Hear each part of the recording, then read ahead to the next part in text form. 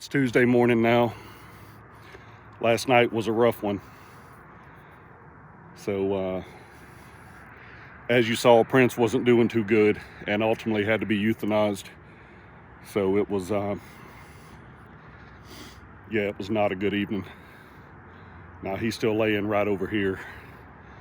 I got him under a tarp. He's covered up. Amanda and Jillian came out to tend the farm yesterday evening, and Prince was obviously in distress. He did not want to eat. He was shivering.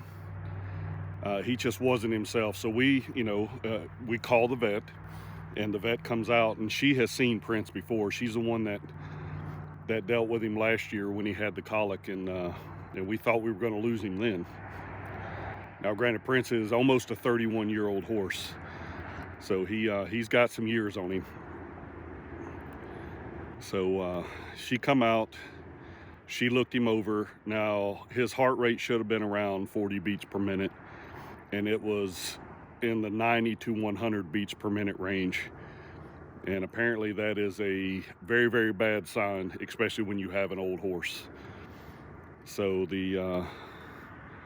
she looked him over. His temperature was also very low. So he was, he was just not good. We had put a blanket on him, trying to keep him comfortable, but, from the shivering, and, we didn't know he had a low temperature, but, I felt bad for old man. We've had him for a while.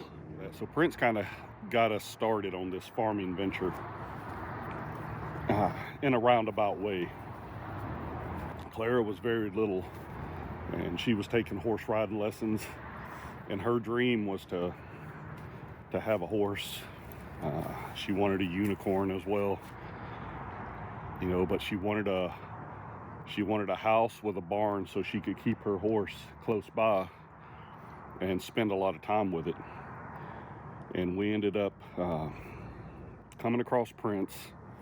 He was part of a team. I don't know if he was pulling a wagon or what the case was, but anyway, his partner had passed, and the people who own him felt that he was going through some depression, so a change of scenery might have been good for him. So anyway, long story short, we ended up bringing Prince to a place where we were boarding him. He was just a great horse. He was easy to handle. He was being used for riding lessons, not just for Clara, but for other children as well. So he did that for a little while, and then we ultimately got on this property and brought him out. Now, Rochambeau belonged to the previous owners. He initially left the farm, and then he came back to the farm, and then he's here. So he's, I'm a little worried about Ro. He was obviously not happy last night, calling for Prince. It was just pretty sad. So we're going to keep an eye on Ro. He's liable to go through a little bit of depression here, so we're going to have to keep an eye on him. We are not planning on getting another horse.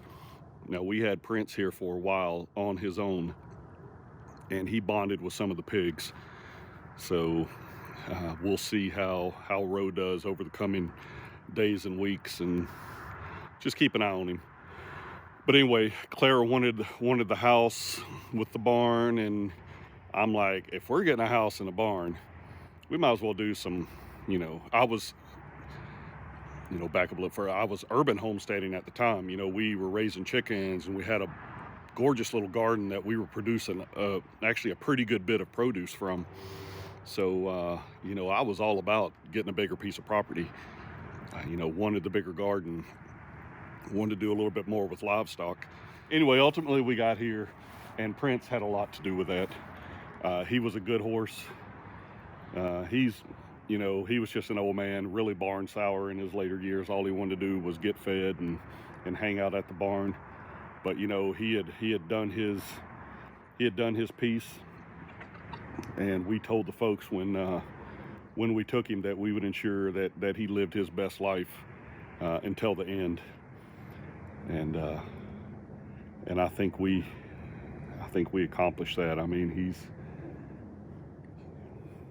he was just a good horse. Anyway, Prince, buddy, I hope you got some endless green pastures with all your favorites mixed in, and you'll definitely be missed around here. I come out this morning and nobody was yelling at me to feed them, so it was, you know, his absence is already being felt.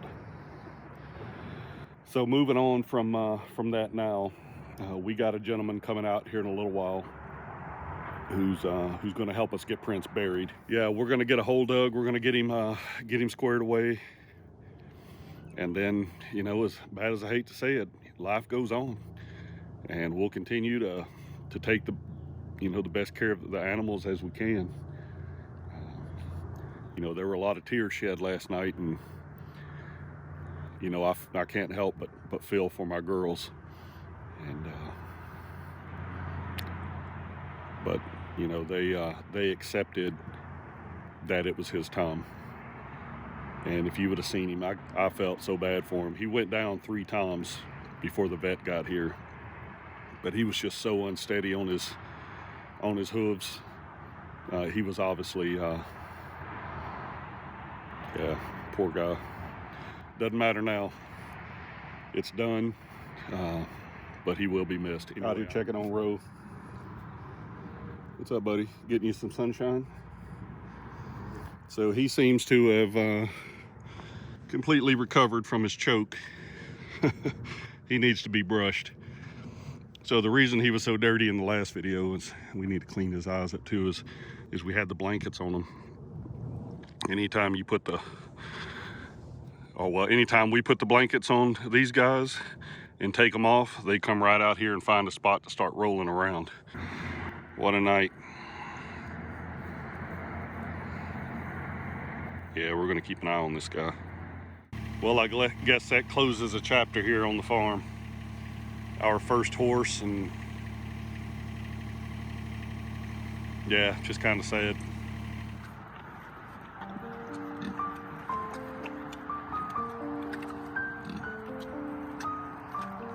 Getting some treats today.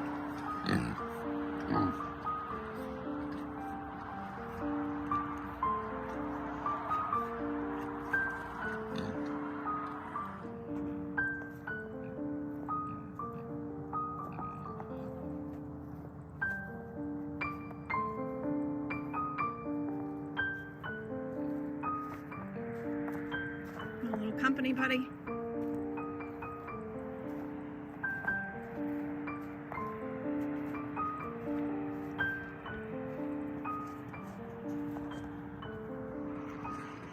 Hey, handsome.